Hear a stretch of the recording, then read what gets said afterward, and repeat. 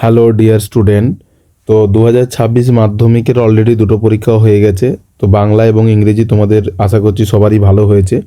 এরপরে এখানে যে আলোচনাটা করা হয়েছে যে মোস্ট কমনলি যে কোশ্চেনগুলো, ঠিক আছে, এবারে আসতে চলেছে মাধ্যমিকে ইতিহাসে, তো 2 নাম্বার, 4 নাম্বার এবং 8 নাম্বারে, তো সেগুলো এখানে আলোচনা করা হয়েছে।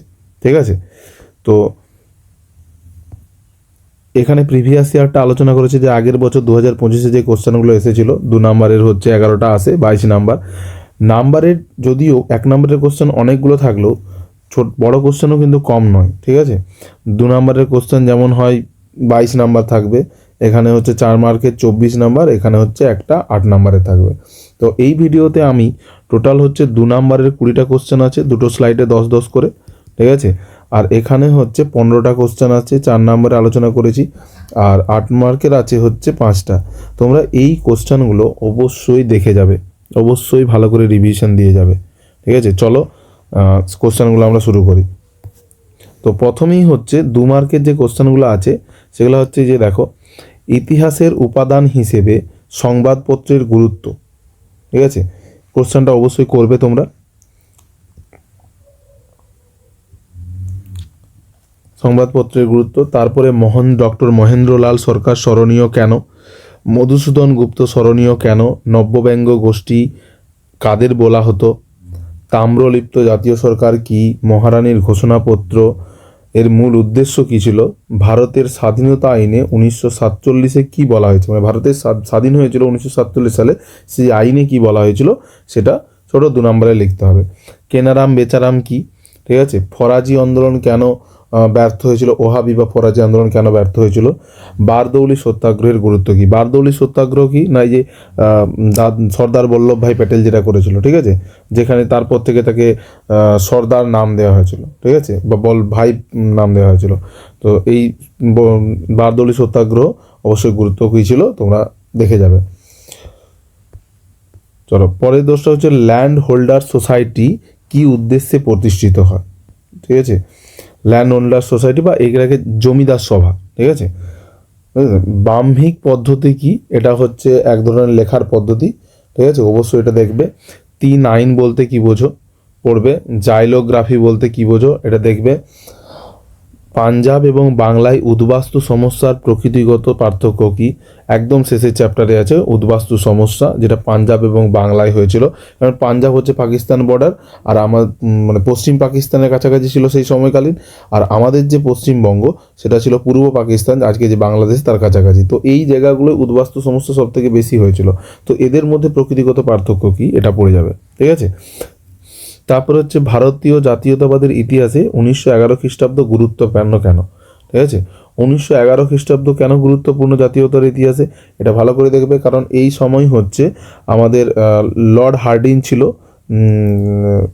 তারপরে তোমার এই সময়টায় বঙ্গভঙ্গ আন্দোলন রদ করা হয়েছিল, কলকাতা থেকে দিল্লি স্থানান্তরিত করা হয়েছিল রাজধানী।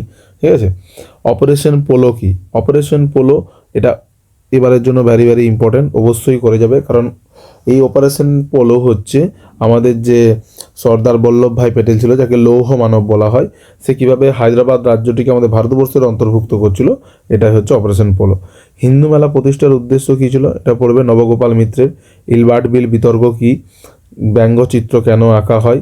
ঠিক আছে, এগুলো হচ্ছে এই কোশ্চেনগুলো হচ্ছে 2 নাম্বারের পড়ে যাবে তোমরা অবশ্যই।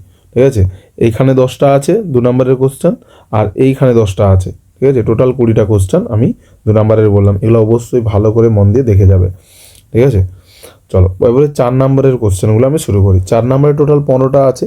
ঠিক আছে, তো এই 4 নাম্বারে 15টা আছে। তো এখানে হচ্ছে প্রথম কোশ্চেনটা কি আছে, 1857 সালের বিদ্রোহ কি সামন্ত শ্রেণীর বিদ্রোহ বলা যায়। ঠিক আছে, সামন্ত শ্রেণী তোমরা নিশ্চয়ই পড়েছো, দেখে যাবে। 1857 সালে, এই 1857 সালের বিদ্রোহ নিয়েই, ঠিক আছে, এই প্রশ্নটাও মহাবিদ্রোহের প্রতি শিক্ষিত বাঙালির কীরূপ মনোভাব ছিল, এই প্রশ্নটা কিন্তু এবারের জন্য খুবই খুবই খুবই গুরুত্বপূর্ণ। এই প্রশ্নটা কিন্তু এবারের জন্য খুবই খুবই গুরুত্বপূর্ণ, 2 নম্বর কোশ্চেনটা। তারপর হচ্ছে বঙ্গভাষা প্রকাশিকা সভাকে প্রথম রাজনৈতিক প্রতিষ্ঠান বলা হয় কেন। ঠিক আছে, এটা একটা কোশ্চেন ভালো। স্বামী বিবেকানন্দ কীভাবে স্বদেশ মন্ত্রে দীক্ষিত করেছেন তা আলোচনা করো। স্বামী বিবেকানন্দ বলা হয়েছে, এখানে বর্তমান ভারত বলা হলে সেখানেও এটা হবে যে বর্তমান ভারত স্বামী বিবেকানন্দের কীভাবে বিপ্লবীদের বিপ্লবী মন্ত্রে দীক্ষিত করেছিল, কীভাবে জাতীয়তাবাদে উদ্বুদ্ধ করেছিল, এটা আলোচনা করো। ঠিক আছে, এইভাবেও প্রশ্নটা আসতে পারে। তারপর হচ্ছে জাতীয়তাবাদের বিকাশে রবীন্দ্রনাথ ঠাকুরের গোরা উপন্যাসের ভূমিকা। ঠিক আছে, সেই সময়কালীন যদি জাতীয়তাবাদের কোনো উপন্যাস হয় সেটা হচ্ছে গোরা। ঠিক আছে, এই গোরা উপন্যাসের ভূমিকা কী ছিল সেটা তোমাকে আলোচনা করতে হবে। এরপর আছে ওয়ার্কস অ্যান্ড প্রেজেন্ট পার্টি, টিকা লেখো। তারপরে পাশ্চাত্য শিক্ষা বিস্তারে ডেভিড হিয়ারের ভূমিকা লেখো। ঠিক আছে, যে একজন বাইরের দেশের মানুষ এসে আমাদের দেশে কিভাবে পাশ্চাত্য শিক্ষার বিস্তারে ভূমিকা গ্রহণ করেছিল সেটা লিখতে হবে। ইতিহাসের তথ্য সংগ্রহে ইন্টারনেট ব্যবহারের সুবিধা ও অসুবিধা। ঠিক আছে, আমরা যে বিভিন্ন যে ইতিহাস পড়ছি বা দেখছি, আজকে যে আমাদের ভিডিওটা দেখছো তোমরা, ঠিক আছে, এটার পেছনেও কি যে ইন্টারনেটে কিছু সুবিধা আছে এবং অসুবিধা আছে, সেগুলো কি তোমাদেরকে লিখতে হবে। ঠিক আছে, চলো পরে এখানে 8টা আছে, পরের আবার 7টা কোশ্চেন আছে, টোটাল 15টা কোশ্চেন আমি বললাম। ঠিক আছে, এরপরে এই কোশ্চেনটা হচ্ছে যে দলিত বিষয়ে গান্ধী এবং আম্বেদকর বিতর্ক। যে পুনা চুক্তি হয়েছিল মহাত্মা গান্ধী এবং আম্বেদকরের মধ্যে, বি.আর. আম্বেদকর, বাবা সাহেব আম্বেদকর। ঠিক আছে, মোহনদাস করমচাঁদ গান্ধী এবং বাবা সাহেব আম্বেদকরের মধ্যে দলিত বিষয়ে যে বিতর্ক বা তাদের মধ্যে যে চুক্তি, সেটা তোমাকে এই টিকার মধ্যে লিখতে হবে। ঠিক আছে, তো এখানে হচ্ছে কি না, উদ্বাস্তু সমস্যা সমাধানে ভারত সরকার কি কি উদ্যোগ গ্রহণ করে। ঠিক আছে, এই পূর্ব পাকিস্তান পশ্চিম পাকিস্তান ভাগ হয়ে যায়, তারপরে বাংলাদেশের হিন্দু কমিউনিটি এখানে ভারতবর্ষে আসতে থাকে। ঠিক আছে, যেহেতু ধর্মের ভিত্তিতে ভাগ হয়েছিল, ঠিক আছে, সেই জন্য কি হয়েছে না, আমাদের এই উদ্বাস্তু সমস্যা সমাধান মানে যারা আসছে, ঠিক আছে, তাদেরকে কিভাবে এখানে বসবাস কীভাবে তাদের বসবাস গড়ে তোলা যায়, কীভাবে জনবসতি কোথায় হবে, তাদের উদ্বাস্তু সমস্যা সমাধানে গ্রহণ করে, সেইগুলো তোমাদেরকে লিখতে হবে। তারপরে হচ্ছে নারী শিক্ষা ও নারী মুক্তি আন্দোলনে ঈশ্বরচন্দ্র বিদ্যাসাগরের অবদান। নারী শিক্ষা মানে সে প্রচুর স্কুল কলেজ বিদ্যালয় প্রতিষ্ঠা করেছিল, আর নারী মুক্তি মানে সাধারণত উইডো ম্যারেজ মানে বিধবা বিবাহ আইন। ঠিক আছে, এটাই হচ্ছে ঈশ্বরচন্দ্র বিদ্যাসাগর অবদান। এটা আবার 8 নম্বরের ক্ষেত্রেও আসতে পারে। ঠিক আছে, এরপরে হচ্ছে টিকা লেখো রশিদ আলী দিবস। ঠিক আছে, এই রশিদ আলী দিবস কি এটা তোমরা অবশ্যই জেনে যাবে। ঠিক আছে, রিভিশন করবে ভালোভাবে। ভারত ছাড়ো আন্দোলনে শ্রমিক শ্রেণীর অবদান কী ছিল।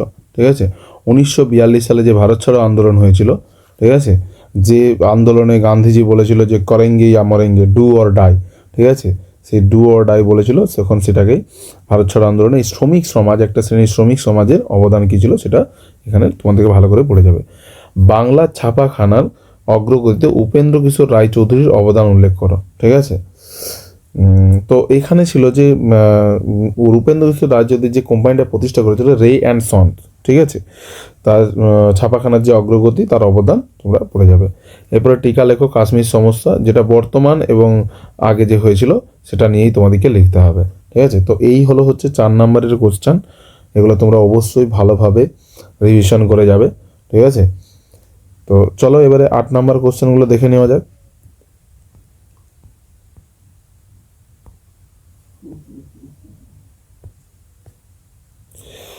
8 নম্বরের প্রশ্ন হচ্ছে বহুল প্রচলিত এবারের কোশ্চেন হচ্ছে এই যে মানুষ এবং প্রকৃতি এবং শিক্ষার সমন্বয়ে রবীন্দ্রনাথ ঠাকুরের চিন্তার সংক্ষেপে আলোচনা করো। এই প্রশ্নটা বিভিন্ন রকমভাবে আসতে পারে। শান্তিনিকেতন প্রতিষ্ঠার মাধ্যমে রবীন্দ্রনাথ ঠাকুরের চিন্তাধারা, কিংবা এইভাবে আসতে পারে যে ঔপনিবেশিক শিক্ষা সাথে যে প্রকৃতির সামঞ্জস্য শিক্ষা ব্যবস্থা, তার সঙ্গে রবীন্দ্রনাথ ঠাকুরের এই আলোচনা করো। ঠিক আছে, রবীন্দ্রনাথ ঠাকুরের মনোভাব বা রবীন্দ্রনাথ ঠাকুরের যে সমালোচনা, উপনিবেশিক শিক্ষার বিরুদ্ধে যে রবীন্দ্রনাথের সমালোচনা, আলোচনা করো।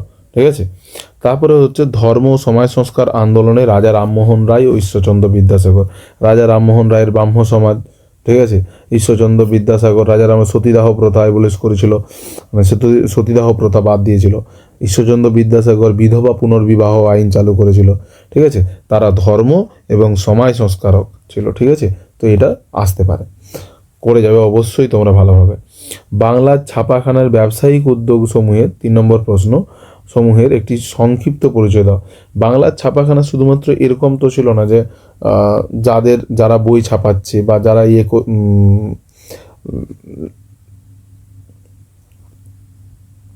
3 নম্বর প্রশ্ন হচ্ছে বাংলায় ছাপাখানার ব্যবসায়িক উদ্যোগ সমূহের সংক্ষিপ্ত পরিচয় দাও। ঠিক আছে, বাংলায় ছাপাখানা এসেছিল, ঠিক আছে। তো সেই ছাপাখানা থেকে মানুষ কি করেছিল না ব্যবসায়িক ক্ষেত্রে সেটা কাজে যে এত বই যে হাতে লেখা বাদ দিয়ে, ক্যালিগ্রাফি বাদ দিয়ে সেখানে ছাপানো হয়ে সেগুলো বার হতো, সেটা কি হতো না ব্যবসায়ের মাধ্যমে, যে ছাপাতে এই যে এখন যেমন জেরক্স করি আমরা, তখন সে ছাপানো হতো। ঠিক আছে, সেই ব্যবসায়িক উদ্যোগের একটা পরিচয় দিতে বলেছে। মহাবিদ্রোহের প্রকৃতি চরিত্র বিশ্লেষণ করো, অবশ্যই এটা পড়বে। নীল বিদ্রোহের কারণ ফলাফল, এই বিদ্রোহ শিক্ষিত বাঙালি ভদ্রলোকের শ্রেণীর মনোভাব। ঠিক আছে, হ্যাঁ, এই কোশ্চানগুলো তোমরা অবশ্যই অবশ্যই অবশ্যই ভালো করে পড়ে যাবে। ঠিক আছে, 8 নম্বরের। আশা করব তোমাদের সবই কমন আসবে। তো যদি ভালো লেগে থাকে ভিডিওটা, অবশ্যই তোমরা চ্যানেলটা লাইক এবং সাবস্ক্রাইব করো। পরীক্ষা দিয়ে এসে হলেও তোমরা যদি কোশ্চেন তোমরা কমন পাও তো এখানে এসে জানাও। ঠিক আছে, কমেন্ট করো। জয় হিন্দ, জয় ভারত, ভালো থেকো সবাই, অনেক শুভেচ্ছা।